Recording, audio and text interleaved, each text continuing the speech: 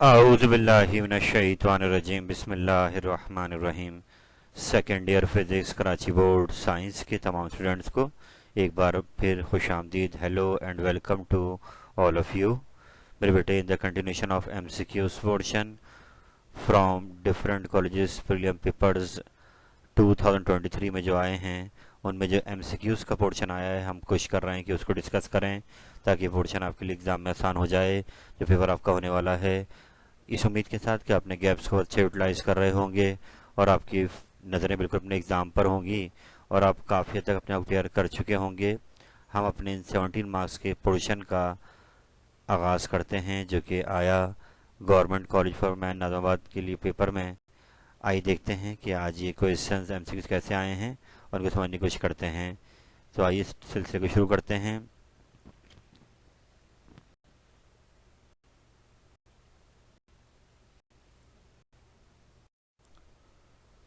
तो बड़े पहला क्वेश्चन जो गवर्नमेंट कॉलेज फॉर मैन के पेपर में आया MCQs में, रिलेटेड है चैप्टर 11 से। और ये टॉपिक आपने पढ़ा है प्रेशर इक्वेशन के बाद आपने VRMS की वैल्यू बनाई थी, इन टर्म ऑफ टेम्परेचर भी बनाई थी, इन टर्म ऑफ प्रेशर भी बनाई थी। तो यहाँ पर इसमें थोड़ा सा प्रॉब्लम है सवाल के अंदर, वो ये है कि root mean square speed of molecule of an ideal gas is given by. तो आपने एक तो टेम्परेचर से करा था हाफ एम वी स्क्वायर गुड 3.2 kT, तो उससे VRMS की value √3 kT upon small m. ये करेक्ट ऑप्शन है। ऐसे थर्ड ऑप्शन भी करेक्ट है कि अगर आप प्रेशर की इक्वेशन अरेंज करें तो 3P अपॉन रॉ रूट के अंदर। तो इस सवाल में दो ऑप्शन करेक्ट हो रहे हैं, इसलिए एक ऑप्शन यहाँ पे ऑल ऑफ देम को भी आगे दिया हुआ है। ये करेक्ट हो जाता अगर आप कैपिटल एम जैसे कि आप यहाँ पे लगा रहे हैं। तो एज यू नो कि कैपिटल एम की अगर हम अरेंज करेंगे इस फॉर्मूले को, तो यहाँ पर आपको पता है कि कैपिटल एम है मोलर मास, स्मॉल एम है मॉलिक्यूलर मास। तो इसको एवोगाड्रो नंबर से मल्टीप्लाई कर देंगे अगर स्मॉल एम को, तो बन जाता है कैपिटल एम। तो एम इंटू एन ए बराबर होगा कैपिटल एम के। तो फिर उसके बाद क्योंकि यहाँ पर आपको अरेंज करना है इसको, यानी कि अगर आप, तो फिर ये एन ए जाके के के साथ मल्टीप्लाई हो जाएगा और आर बनेगा। तो अगर ये कैपिटल एम के साथ होता तो 3RT अपॉन एम बनता, क्योंकि वो अब आर ऊपर नहीं दिया हुआ, तो इसलिए इस सवाल में प्रॉब्लम है। फर्स्ट और थर्ड ऑप्शन दोनों करेक्ट हैं। मैंने फर्स्ट को लगा दिया है, आप थर्ड भी लगा सकते हैं, लेकिन अब क्योंकि सवाल समझाना था तो ये पहला ऑप्शन हमने टिक कर दिया है। यानी ऑफ देम हो जाता अगर यहाँ पर 3RT अपॉन कैपिटल एम होता। आई होप बात समझ गए होंगे। हम चलते हैं अगले सवाल पर।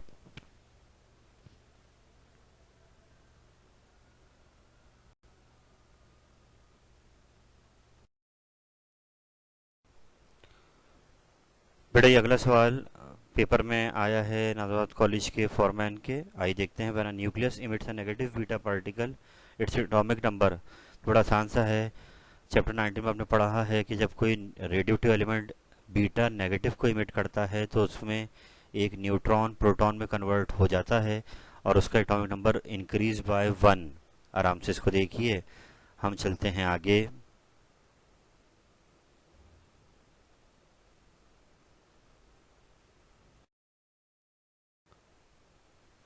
अगला MCQ चैप्टर नंबर 12 से आ रहा है। गॉस लॉ आपने पढ़ा है, उसकी पहली एप्लीकेशन आपने याद की है और उसी सवाल आ गया था। Electric intensity near a uniformly charge sheet is sigma upon 2 epsilon not. ये आपने याद किया था। तो आई होप क्लियर हो गया होगा कि आपकी पहली एप्लीकेशन ही यही है कि जो इलेक्ट्रिक इंटेंसिटी आप बनाते हैं इनफाइनाइट शीट ऑफ चार्ज की वजह से, वो आती है सिग्मा अपॉन 2 एप्सिलॉन नॉट। तो इसको याद रखिए। चलते हैं आगे।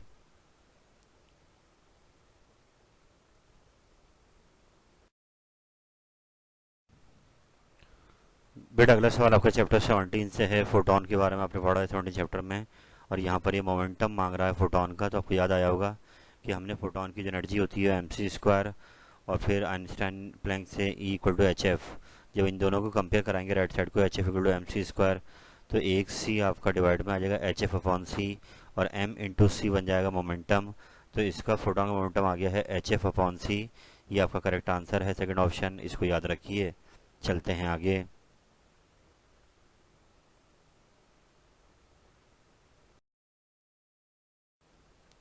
नेक्स्ट क्वेश्चन आपका आ गया है चैप्टर नंबर 14 से। 14 चैप्टर में आपने पढ़ा है topic charge to mass ratio वाला, और वहाँ पर ये अब यहाँ पर न्यूट्रॉन का पाथ मांगा जा रहा है कि न्यूट्रॉन आपको तो चार्जलेस पार्टिकल है, वो इंटर होगा परपेंडिकुलर मैग्नेटिक फील्ड के अंदर, तो उस पर फोर्स लगने की वजह से उसका रास्ता कैसा हो जाएगा। तो जवाब ये है कि न्यूट्रॉन भी अनचार्ज पार्टिकल है, तो इसलिए उस पर फोर्स अप्लाई नहीं होगी, वो without deflected straight line move करता रहेगा मैग्नेटिक फील्ड के अंदर। इसको याद रखिए।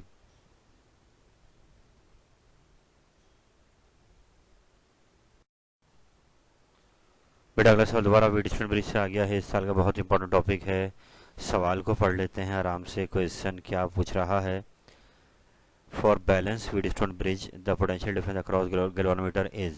तो जैसा कि आपको पता है कि जब वीडस्टोन ब्रिज बैलेंस हो जाता है तो गैल्वेनोमीटर नल पॉइंट पे आ जाता है, अनडिफ्लेक्टेड हो जाता है, तो अब वो करंट उसका ज़ीरो हो जाता है। तो करंट ज़ीरो होने की वजह ये होती है कि दोनों जो उसके टर्मिनल होते हैं गैल्वेनोमीटर के वो सेम पोटेंशियल पर आते हैं, पोटेंशियल डिफरेंस उनमें ज़ीरो हो जाता है।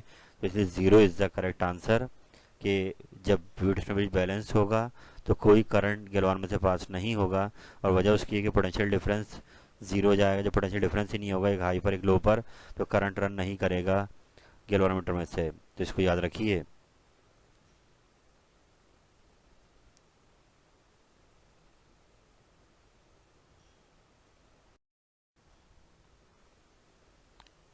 बेटा अगला क्वेश्चन बड़ा आसान सा है और ये आ गया है फोटो इलेक्ट्रिक इफेक्ट से जी, कि electron fall through a potential difference of 6000 volt, it requires kinetic energy.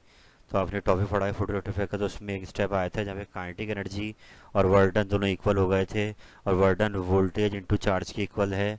तो यहाँ पे काइनेटिक एनर्जी मांग रहा है, तो हम वोल्टेज इसने हमें दिया हुआ है 6000 के, kinetic energy equal to v e वाला फॉर्मूला को याद आया होगा। तो हम 6000 को मल्टीप्लाई करेंगे इलेक्ट्रॉनिक चार्ज से 1.6 से, और फिर जब जवाब आ जाएगा तो आंसर आपका जूल में आएगा। मगर यहाँ ऑप्शन आपको इलेक्ट्रॉन वोल्ट में लेकर आना है, तो उस आंसर को दोबारा डिवाइड मारेंगे 1.6 से, तो इलेक्ट्रॉन वोल्ट में 6000 आपका करेक्ट आंसर है। आप करके चेक कर लीजिए। हम चलते हैं आगे।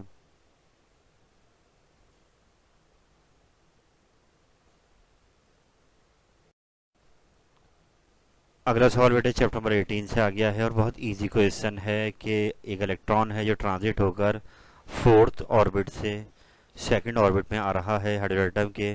तो जो लाइन स्पेक्ट्रम बनेगी, जो सीरीज बनेगी, वो किससे बिलोंग करेगी। तो जैसा कि आपको याद होगा कि फाइनली वो ट्रांजिट के कहाँ आया, वो सीरीज उससे बिलोंग करती है, तो आया सेकंड ऑर्बिट में आया है। तो बामर होता है सेकंड के अंदर, तो बामर इज द करेक्ट आंसर। ये स्पेलिंग सही कर लीजिएगा, बामर series is the correct answer. इसको याद रखिए।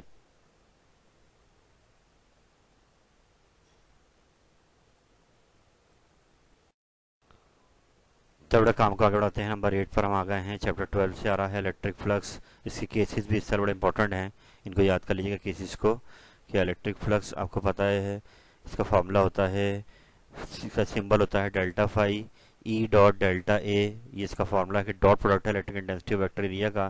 तो ये फ्लक्स मिनिमम कब होगा, तो एज यू नो कि ये चार एंगल दिए, सबसे कम जो है वो cos 90, ये ई डॉट डेल्टा ए जब हटाएंगे डॉट को, तो ई डेल्टा ए कॉस थीटा बनेगा, और cos 90 क्या होता है, जीरो। इसलिए सबसे मिनिमम फ्लक्स जो होगा वो 90 के एंगल पर मिलेगा। आई होप ये आपको याद रह जाएगा।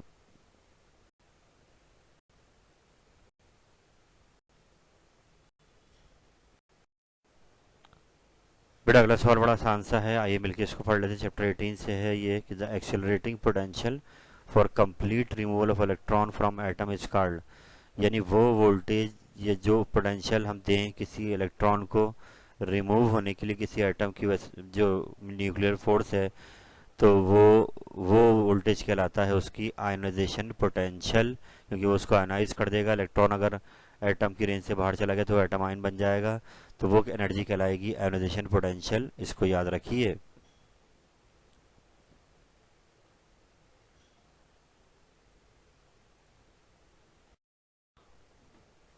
बेटा यहाँ पर आपको चार इंस्ट्रूमेंट दिए हुए हैं चैप्टर 15 वाले, उनमें से पिक करना है कि किसकी रेजिस्टेंस सबसे कम है इन चारों में। तो वोल्ट मीटर, ट्रांसफार्मर, गैल्वानोमीटर आपको याद ही है कि इसमें यहाँ पर एम मीटर जो है वो हम मॉडिफाई करते हैं गैल्वानोमीटर को, ताकि वो मज़ीद करंट को रीड कर सके। तो हम एम मीटर जब बनाते हैं तो उसकी रेजिस्टेंस गैल्वानो की और कम कर देते हैं एक लो रेजिस्टेंस पैरेलल में लगाकर। तो इन चारों में एम मीटर वो डिवाइस है जो सबसे कम रेजिस्टेंस रखती है। आई होप आपको समझ में आ गया होगा। और अगर उल्टा आता था हाई रेजिस्टेंस किसकी, तो वोल्ट मीटर आएगा।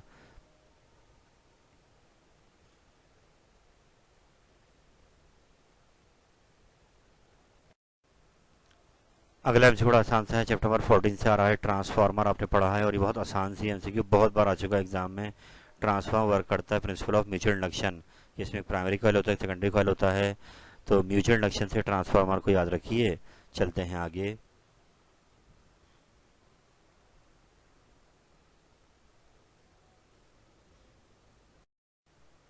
बेटा अगला आपका 17 चैप्टर से एमसीक्यू नजर आ रहा है, the bundle of electromagnetic radiation energy इस कॉल्ड। तो बस आंसर है कि इलेक्ट्रोमैग्नेटिक रेडिएशन एनर्जी का जो बंडल है, पैकेट है, उसको हम कहते हैं फोटॉन। तो इसको याद रखना है आपने। Photon is the packet quanta of energy using electromagnetic radiation.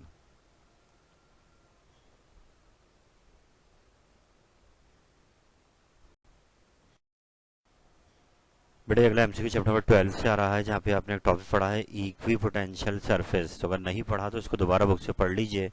जब इसकी प्रॉपर्टीज़ को आप पढ़ेंगे तो एक तो प्रॉपर्टी यही है कि इसमें जो वर्डन होता है मूविंग द चार्ज वो ज़ीरो रहता है, क्योंकि जब भी इसका नाम है इक्वी पोटेंशियल सरफेस पे आप कहीं भी चार्ज को ले जाएंगे तो उसमें वर्डन ज़ीरो कहलाएगा। तो इसके अलावा यहाँ पर एक प्रॉपर्टी ये भी है कि ये वो सरफेस है जिसमें इलेक्ट्रिक इंटेंसिटी हमेशा परपेंडिकुलर रहती है अपने सरफेस के। तो इस सरफेस को हम कहते हैं इक्वी पोटेंशियल सरफेस। इसको याद रखिए, ये बुक से पढ़ भी लीजिएगा आप।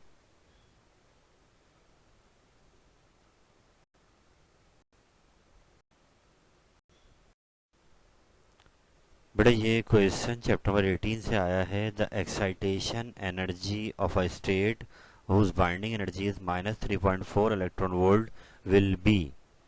यानी सवाल यहाँ ये किया जा रहा है कि आपको पता है कि इलेक्ट्रॉन जब एनर्जी गेन करेगा तभी वो अपने जो ऑर्बिट है, शेल है, उसको चेंज करेगा। अब अगर इलेक्ट्रॉन मिनिमम एनर्जी रखता है तो ग्राउंड स्टेट में होगा तो उसकी एनर्जी होती है -13.6 इलेक्ट्रॉन वोल्ट। ये ग्राउंड स्टेट की बाइंडिंग एनर्जी है। अब यहाँ ये कह रहे हैं कि वो एक ऐसी स्टेट में चला गया जिसकी बाइंडिंग एनर्जी कितनी है, -3.4 इलेक्ट्रॉन वोल्ट। तो यहाँ तक लाने में आपको जो इसको एक्साइटेशन एनर्जी देनी होगी, जो फोटोन देना होगा, उसकी एनर्जी क्या होगी। तो ये बड़ा आसान सा है। एक तरीका तो ये है कि आपको होता है -13.6 तो ग्राउंड स्टेट की एनर्जी है, उसमें आप नीचे दी हुई एक्साइटेशन एनर्जी को प्लस करा दें। 10.2 ईवी वाले को जब प्लस कराएंगे तो रिजल्ट में बनेगा बाइंडिंग एनर्जी वो आएगी -3.4 ईवी। यानी जो दोनों स्टेट के दरमियान डिफरेंस ऑफ एनर्जी है, एक्चुअली वही कहलाएगी एक्साइटेशन एनर्जी। जब हम फोटोन के जरिए उसको देंगे तो 10.2 EV is the correct answer. इसको याद रखिए।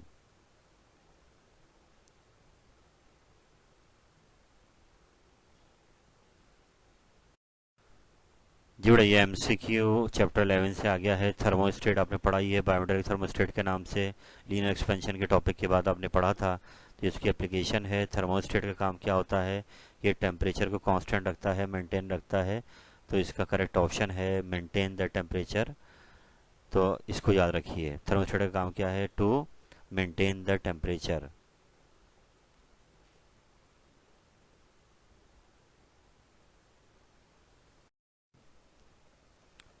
बट अगला एमसीक्यू चैप्टर 20 से आ रहा है, जैसे कि आपने इसको पास्ट में पढ़ा है कि the rate of flow of blood in human body can be trace by using this isotope. तो इसका ताल्लुक सोडियम से है, तो 11Na24 sodium is the correct option.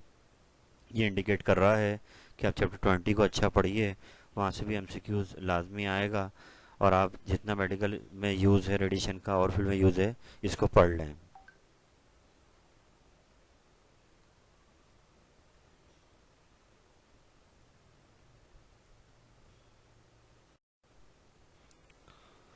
अल्हम्दुलिल्लाह रब्बिल आलमीन। नाज़ावत कॉलेज फॉर मैन के एमसीक्यूज़ हमने आज सॉल्व किए 2023 के प्रीलियम के, और मोर टू कम। बार बार मैं आपसे कहूँगा मोर टू कम। कोशिश मेरी यही है कि इन गैप्स के डेज में आपको बहुत कोशिश करूँ कि ये एमसीक्यूज़ का पोर्शन आपके लिए आसान हो जाए, आपको ज़्यादा टाइम यहाँ पे ज़ाया ना हो। आप बस जो है जो दिए जा रहे हैं उनको आप देखते जाएं, और मुमकिन है चांस है कि एमसीक्यूज़ आपके प्रीलियम पेपर से आ जाएंगे या फिर पास्ट ईयर से आ जाएंगे। तो अब इन ऑप्शन को मैं यहाँ कवर कर रहा हूँ, आप लोग अपने थियोरेटिकल और न्यूमेरिकल वर्क पे काम कीजिए, सेक्शन बी पे काम कीजिए। तो इंशाअल्लाह ताला सबकी मिलकर एफर्ट लगेगी तो एक बहुत अच्छा पेपर आपका रेडी भी हो जाएगा और आप करके भी आएंगे इंशाल्लाह ताला। इस उम्मीद के साथ ये पैकेज आपके लिए बहुत कारगर साबित होगा। मज़ीद कॉलेजेस के पेपर मैं इंशाल्लाह अपलोड करूँगा।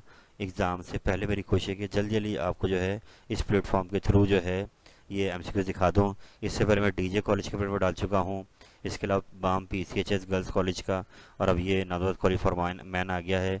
और जैसे जैसे आते जाएंगे मैं आपको इसको डालता जाऊँगा इंशाअल्लाह ताला।